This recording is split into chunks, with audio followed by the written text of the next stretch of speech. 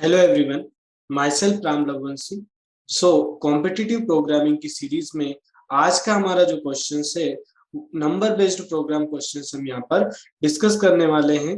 और आज आप इस क्वेश्चन को सी प्रोग्रामिंग के थ्रू सॉल्व करने वाले हैं। So let's see the questions.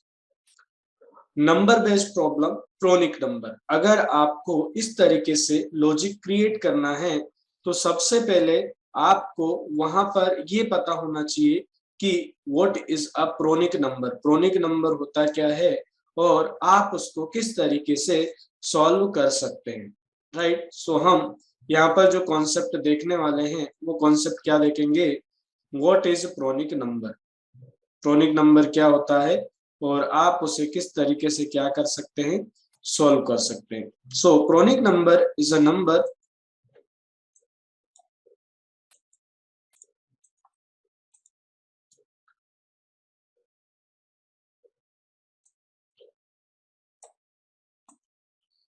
आप ऐसा बोल सकते हैं कि pronic number is a number which is product of two consecutive integer, that is a number n is a product of x and x plus 1।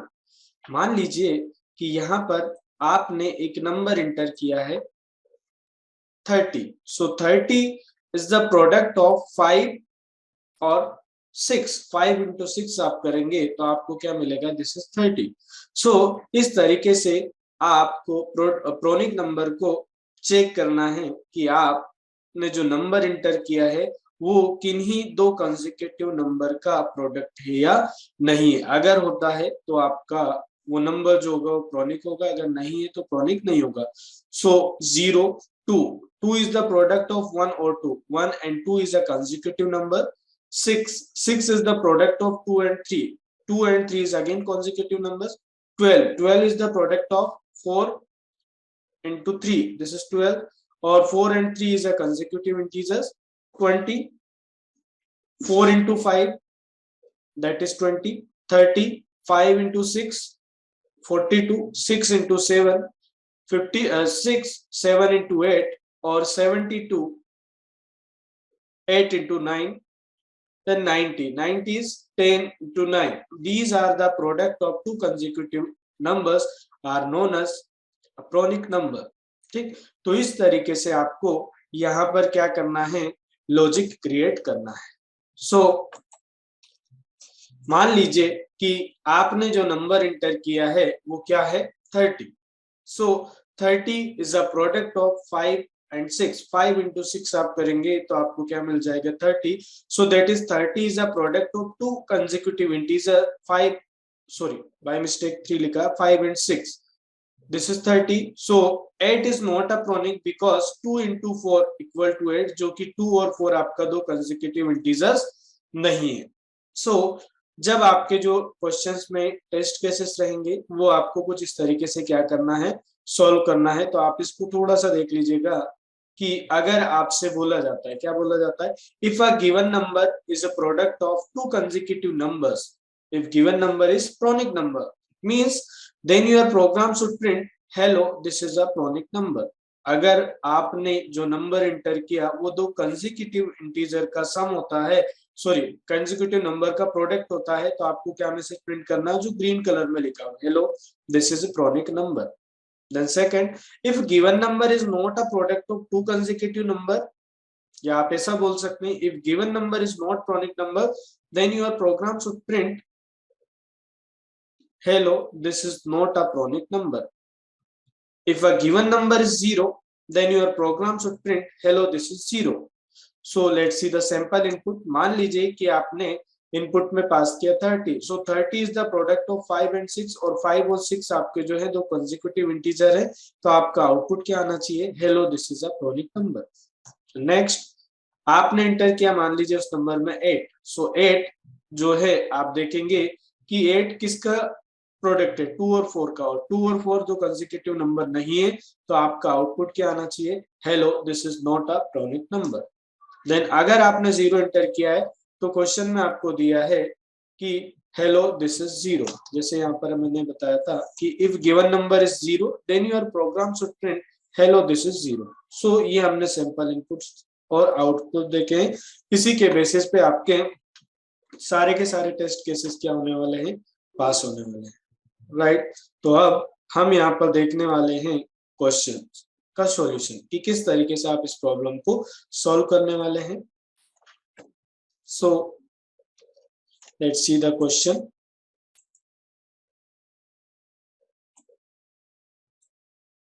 Okay, यहाँ पर इस programme को हम सी प्रोग्रामिंग के थ्रू इम्प्लीमेंट करने वाले हैं। तो यहाँ पर आप देखेंगे जब आप इसको कॉम्पिटिटिव प्रोग्रामिंग में सॉल्व करेंगे तो कुछ कोड पहले से लिखा हुआ रहेगा, like as include stdio.h, this is standard input output header file, और यहाँ पर मान लीजिए आपने लिख दिया void main, ठीक। तो एक नंबर इनपुट लेने के लिए आपने एक वेरिएबल ले लिया p और एक लूप के लिए वेरिएबल ले लिया i एंड एक काउंट, और उसको 0 से इनिशियलाइज कर दिया है। तो यहाँ पर मैसेज आपको नहीं देना है क्योंकि आप कॉम्पिटिटिव प्रोग्रामिंग सॉल्व कर रहे हैं। %d एड्रेस ऑफ p, हम एज्यूम करके चल रहे हैं कि जो नंबर आप इंटर करोगे वो किस में स्टोर होने वाला है, p वेरिएबल में। इतना कोड आपको ऑलरेडी लिखा हुआ दिया जाएगा, आपको इसके बाद क्या करना है, कोड लिखना है, ठीक। तो यहाँ पर अब आप देखेंगे कि अगर आप प्रोनिक नंबर चेक करने का लॉजिक लिख रहे हैं तो प्रोनिक नंबर मतलब आपके पास एक नंबर है, जैसे आपने इंटर किया, मान लेते हैं हम कि हमने क्या इंटर किया है, 6। I am assuming that I entered 6 ना p। तो यहाँ पर अब पहले आप ये चेक करिएगा, है ना, 6 इज द नंबर। मैंने बोला कि 6 वो नंबर है जो आपने यहाँ से एंटर किया है, और अब आप एक लूप लगाएंगे, ये दिस इज योर नंबर्स, और इस नंबर्स में क्या वैल्यू होगी आपकी, सर 6, सॉरी n नहीं, p वेरिएबल हमने लिया है नंबर के लिए। So your variable is this is p, ठीक। तो p में आपके पास अभी कितना है कि सर दिस इज द 6। तो आप यहाँ पर एक लूप लगाएंगे, वो लूप कहाँ से स्टार्ट होगा, 1 से लेकर उस नंबर तक, मतलब आप यहाँ पर एक लूप यूज करने वाले हैं। वो लूप आप कहाँ से स्टार्ट करेंगे, 1 से, राइट। तो मान लीजिए आपने जो लूप स्टार्ट किया है वो कहाँ से स्टार्ट हुआ, फर्स्ट 1, फिर 2, 3, 4, 5 और 6, ठीक। एक लूप लगाएंगे, जो भी नंबर आप इंटर करोगे वहां तक आपका क्या होगा, एग्जीक्यूट होगा। तो पहले उस लूप वेरिएबल की वैल्यू फर्स्ट टाइम क्या होगी, 1, ठीक। नेक्स्ट टाइम 2, नेक्स्ट टाइम 3, उसके नेक्स्ट टाइम 4, और उसके नेक्स्ट टाइम 5, और लास्ट 6, ठीक। आप एक लूप लगाएंगे 1 से लेकर उस नंबर तक, और चेक करवा लेंगे कि आपने जो नंबर इंटर किया है वो किन दो कंसेक्यूटिव इंटीजर का, अगर किसी कंसेक्यूटिव इंटीजर का सम होगा तो एक इफ कंडीशन लगा दीजिएगा कि अगर वो कंसेक्यूटिव नंबर का प्रोडक्ट होगा उस नंबर के इक्वल, तो कंडीशन मतलब एक एक्स्ट्रा वेरिएबल आपने यहाँ पर जो यूज किया है काउंट, आपने यहाँ पर एक और वेरिएबल लिया है, वेरिएबल का नाम क्या है, काउंट। वो काउंट को आपने अभी इनिशियली किससे इनिशियलाइज किया है, 0 से। उस काउंट को आप इंक्रीज कब करेंगे,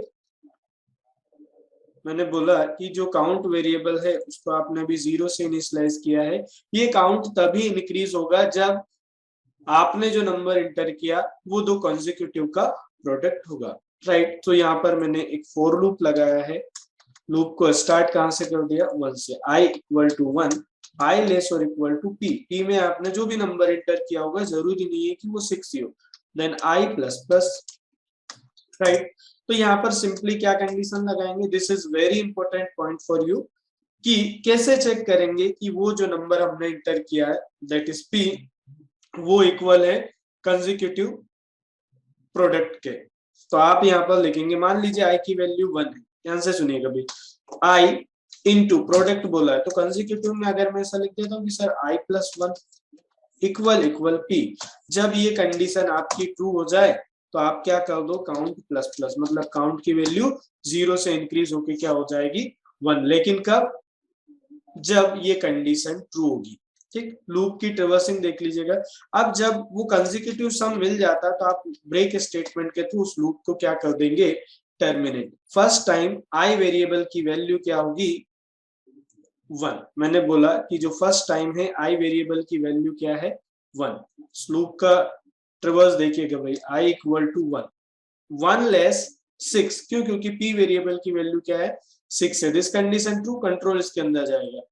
i it means 1, 1 into I plus 1, 1 into 1 plus 1 that is 2, 1 into 2 करेंगे तो कितना आएगा, अगेन 2। क्या 2 6 के इक्वल है, नहीं, कंडीशन फॉल्स, मतलब काउंट वेरिएबल की वैल्यू इंक्रीज नहीं होगी। तो आप सीधा सिर्फ कंडीशन के बाहर आए। उसके बाद आई प्लस प्लस, मतलब आई वेरिएबल की वैल्यू अब 1 से इंक्रीज होके क्या हो जाएगी, 2। अब आप चेक करेंगे आई वेरिएबल की वैल्यू 1 से इंक्रीज होके क्या हो गई, 2। सो 2 लेस 6, दिस कंडीशन ट्रू। 2 किससे लेस है, 6 से लेस और इक्वल, कंडीशन ट्रू, कंट्रोल इसके अंदर जाएगा। अब आई के प्लेस पे पुट करिएगा 2, 2 into 2 plus 1 that is 3। So 2 into 3 equal to 6, मतलब इस जो ये एक्सप्रेशन आपने लिखी है इसका रिजल्ट क्या आएगा, 6। 6 इक्वल इक्वल पी की वैल्यू क्या है, 6, कंडीशन ट्रू। तो यहां पर अगर ये कंडीशन ट्रू होती है तो काउंट की वैल्यू बढ़ा दो, कितने से इंक्रीज कर दो काउंट को, काउंट प्लस प्लस करेंगे मतलब काउंट अब 0 से इंक्रीज होके क्या हो जाएगा, दैट इज 1।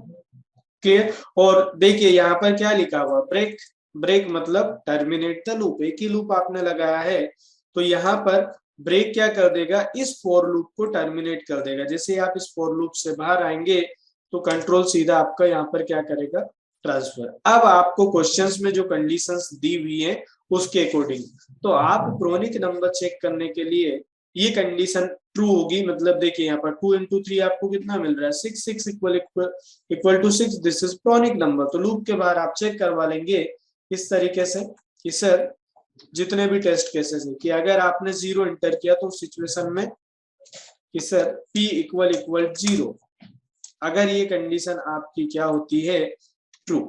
सो आप यहाँ पर क्या करेंगे, प्रिंट है, क्वेश्चन में क्या बोला था, हेलो दिस इज 0, आपको क्या मैसेज देना है, हेलो दिस इज 0, और एल्स इफ यूज कर लीजिएगा भैया ना, क्यों, क्योंकि एक समय में आप एक ही नंबर क्या करने वाले हैं, इंटर।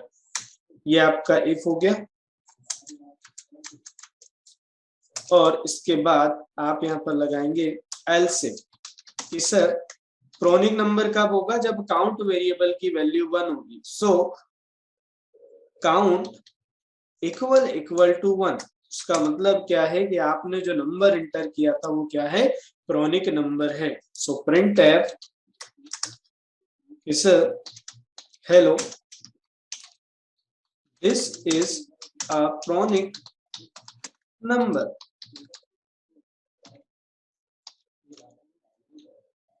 राइट।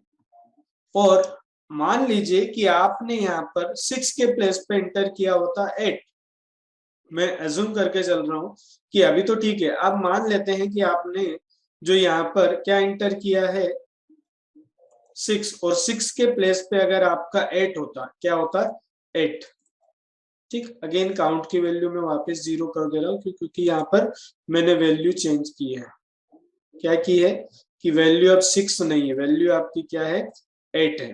तो इसकी भी आप ट्रिवर्सिंग देख लीजिएगा कि सर अगर 8 है तो 1 और 2, यहाँ पर 1 और 2 में भी आपकी कंडीशन ट्रू नहीं होगी, 3। सो यहाँ पर आप देखिएगा कि सर अगर i की वैल्यू 3 होती है, यहाँ आपने इंटर किया हुआ है 8, सो 3 लेस और इक्वल 8, कंडीशन ट्रू। ये वाली कंडीशन चेक करेंगे, 3 इंटू 3 प्लस 1 दैट इज 4, तो आप देखेंगे कि सर 3 इंटू 4 करेंगे कितना आएगा 12, क्या 12 8 के इक्वल है, नो, कंडीशन फॉल्स, तो कंट्रोल इसके अंदर जाएगा ही नहीं, अभी काउंट में आपकी 0 वैल्यू है।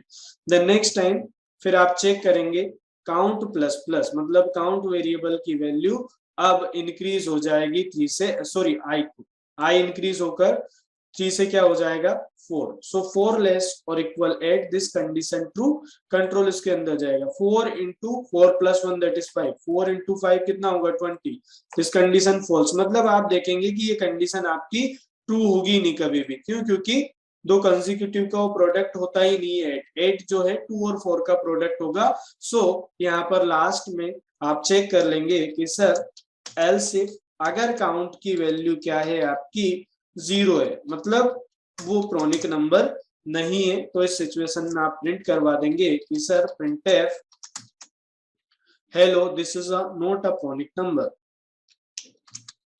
hello this is not pronic number। फिर यहां तक। तो इस तरीके से आप जो है इस क्वेश्चंस को सॉल्व कर सकते हैं, राइट। तो यहाँ पर आप देखिएगा कि आपको इतना कोड दिया हुआ था, एक्चुअल लॉजिक आपका सिर्फ ये है प्रोनिक नंबर चेक करने का कि आप कैसे दो कंसेक्यूटिव नंबर का प्रोडक्ट कैलकुलेट करते हैं, right. So compile the program and execute the program. तो पहले आपने एंटर किया 0, तो क्या मैसेज आ रहा है, hello this is 0, this is your first test case. तो सेकंड टेस्ट केस के लिए आपने प्रोग्राम को कंपाइल किया एंड रन करेंगे, आपने एंटर कर दिया कि सर 8, मैंने बोला कि यहाँ पर आपने क्या एंटर कर दिया 8, क्या आ रहा है, hello this is not pronic number, क्यों, क्योंकि 8 प्रोनिक नंबर होता ही नहीं। इसके अलावा आपने एंटर किया कि sir 6, so hello this is a pronic number, क्यों, क्योंकि 6 दो कंसेक्यूटिव नंबर का प्रोडक्ट होता है। या आपने एंटर कर दिया 90 is also a pronic number because 9 into 10 करेंगे तो आपको कितना मिलेगा 90। तो इस तरीके से आप जो है कॉम्पिटिटिव प्रोग्रामिंग को सॉल्व कर सकते हैं। ओके, सो नेक्स्ट क्वेश्चन में हम मिलेंगे।